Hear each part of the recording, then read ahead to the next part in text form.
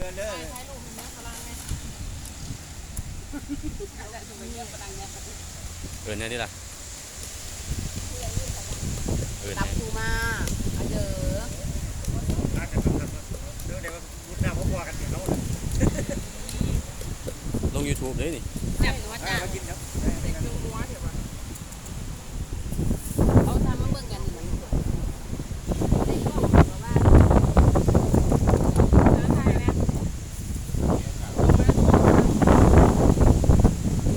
อากาศดีแซ่บเนื้อมากๆเลยแซ่บ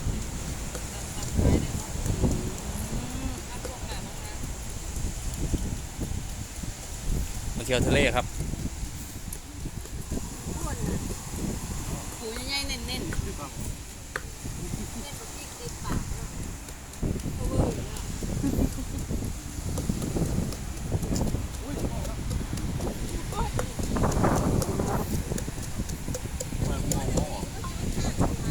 กุ้งเผาของแท้ครับ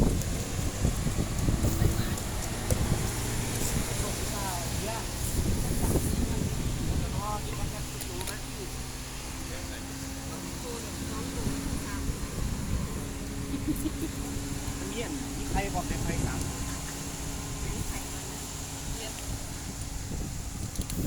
ไหนเราจะไปย่างกุ้งเอาให้มันสุกดีๆนะพี่อย่าให้มันไหม้นะแค่สุกแล้วเนี่ยนั่นแรงเลยไหมนะกุ้งมาแล้ว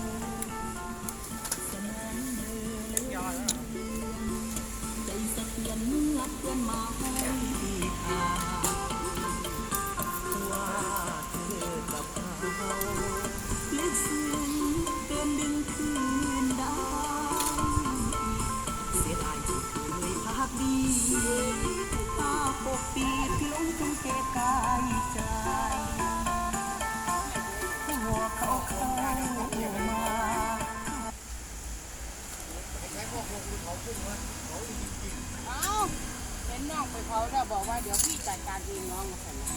น้องก็เลยไม่เหลือบ่นกินย่างเดี๋ยว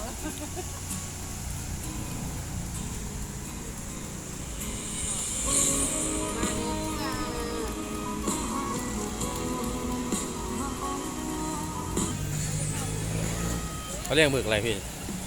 กระดองนี่เฮ้ยนั่นน่ะน้ำล้างอ่ะน้ำใช่ไหมนั่นไงนี่น้เลย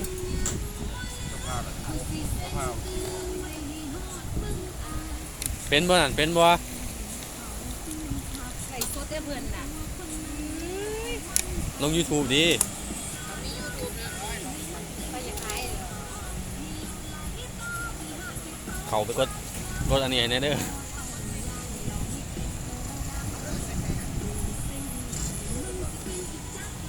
ด่างมึกครับ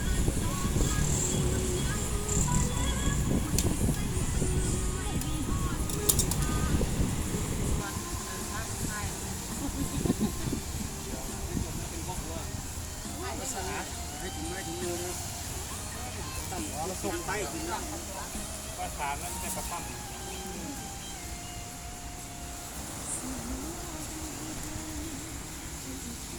จะเที่ยวจะเปก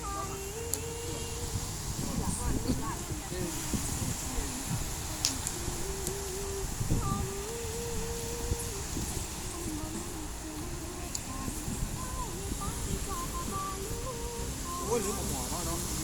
เขาจะมาเรื่องงานเขา